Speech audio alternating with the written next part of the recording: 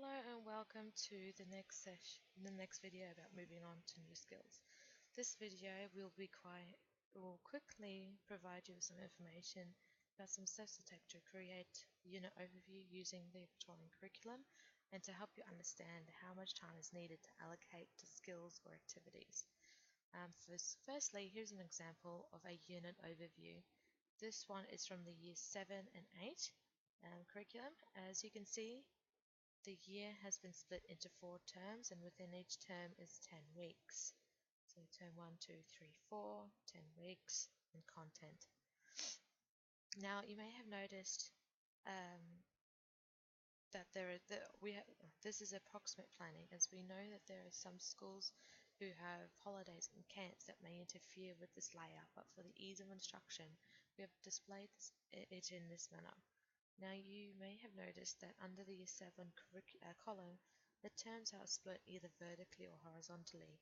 This is because the students and lecturers at Monash University who helped to develop this unit overview thought that the content flowed better when the specific area or content was able to be placed either in conjunction with one another, which is side by side, or following one another above and below. So the reason for this is that the students and lecturers who helped develop this unit overview stated that on average there are 2 lessons of 60 minutes within 1 week of teaching. Therefore, the sections that are split vertically, as you can see in 7.3, 7.4, work with one another, where the first lesson may be a theory example, or second part of the week may be practical application, just as an example. The other sections that are separated horizontally means that it would be 5 weeks solid of that content. This could mean 5 weeks theory followed by 5 weeks practical application, which helps students apply the theory to the practical or what they've just learned. This is different to every school and is dependent on the teacher and how they believe the unit should be created.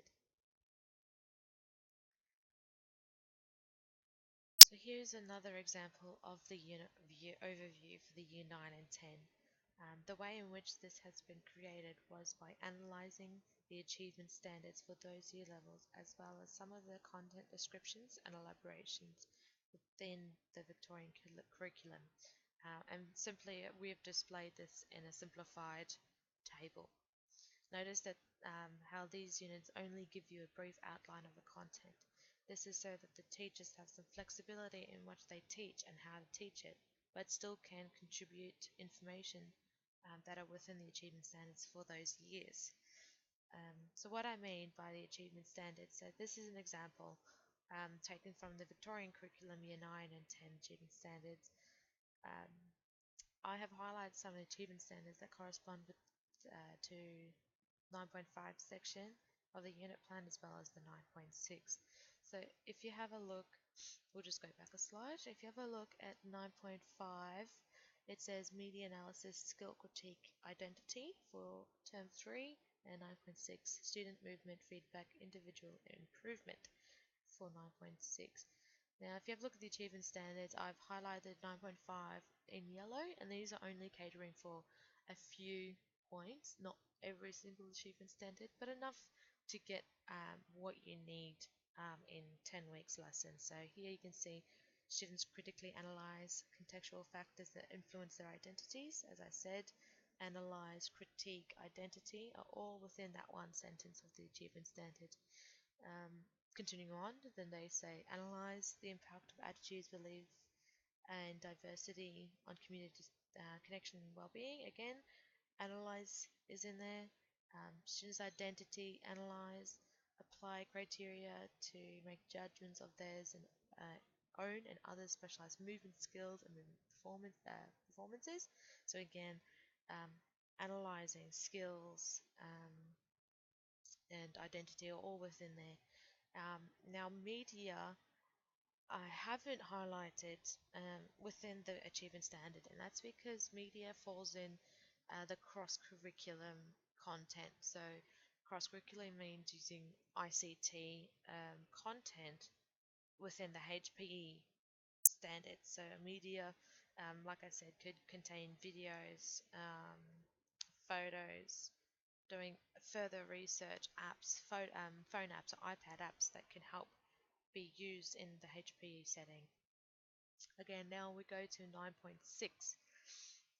which is sports movement, feedback, and individual improvement.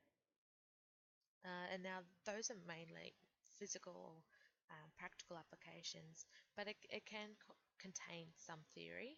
So explain the importance of cooperation, leadership, fair play across a range of health movement contexts. Movement context, so obviously movement we got there. You can even use sports in there. Um, Cooperation and leadership, fair play. Now that can fall into feedback and individual improvement, but it depends on which road the teacher wants to take. They can either focus on sports and movement and feedback and individual improvement later on, but like I said, we have created this very vaguely so teachers can interpret this the way in the way which they want to. Again, undertake enhance their own and others' health, safety, and well-being. So that's individual improvement. Apply a transfer movement concept and strategies to new and challenging movement situations. Again, movement. They work collaboratively to design and apply situations to movement challenges. Again, it's movement.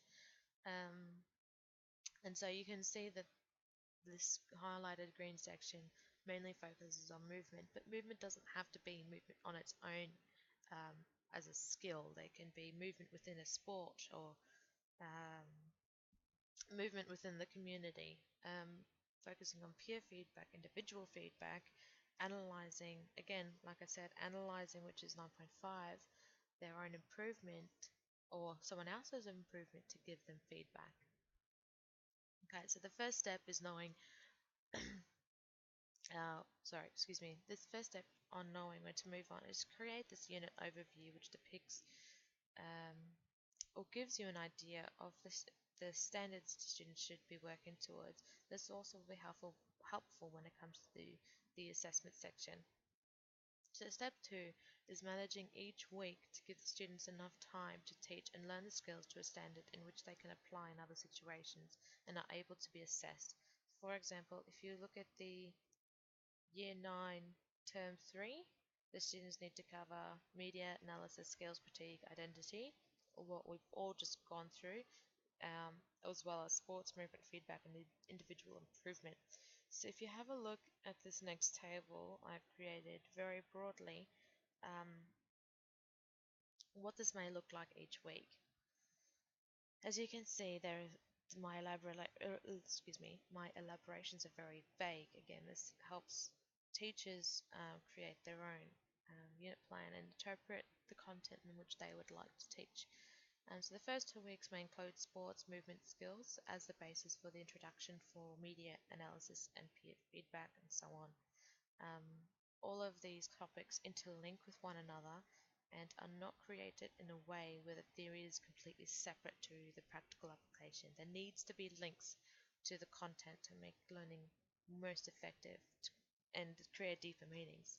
So again, if you have a look at 9.5, 9.6, this is mainly practical applications, so skills, playing sports, indoor, outdoor, everyday life. I have written their theory. You can take this just to a theory level. However, because this main section is mainly practical application, the theory won't be very long. It may be um, first half an hour of a lesson and the other half is playing sports or um, finding out or researching all different types of sports. Again, so the second lesson of the week would be movement. It could be dance. It could be sports or skills related. It doesn't matter as long as there's movement in there. Again, this is practical, and week 2, again, practical skills, sports. Um, and when you come to sports, don't think about the very well-known sports like footy or cricket or soccer, basketball. Think of things that teachers don't normally teach within um, their equipment allowance. So lacrosse, although it's well known in clubs, it's not usually that well known in schools because they don't have the equipment to play lacrosse. Um, Polo and um, I mean, if you're in a country town and you have horses, then yes, playing polo or polocrosse could be an option for you. However, this is for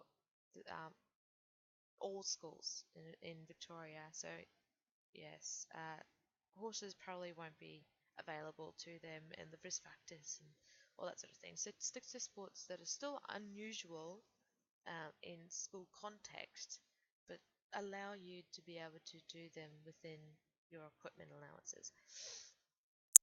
So yes, the first 4 weeks are practical applications, and then if you can see in week 3 we've got the media category. So this is where you research different types of apps or videos, photos, do some research, go onto YouTube or TV coverage like ESPN, um, into that sport or any other sport that the students may find interest in, um, and seeing what different types of things, media related things there are out there. And then the second half of that week again is using that media um, in the sports application. So videoing each other or taking photos of each other, using the apps to monitor, provide feedback. Feedback will actually come in later, but that's an idea. Analysis, again, so what you've done for the past 2 weeks. So that media analysis and sports acquisition, they analyze what they have just learned. So analyzing the videos provide information improvement. So this is self-improvement and peer improvement, using techniques from experts or documentaries, and analyzing how you, like I said, how you can improve your own and others' skill. And then you move on to skill movement sports peer feedback using the analyzed recording. So everything here interrelates within one another.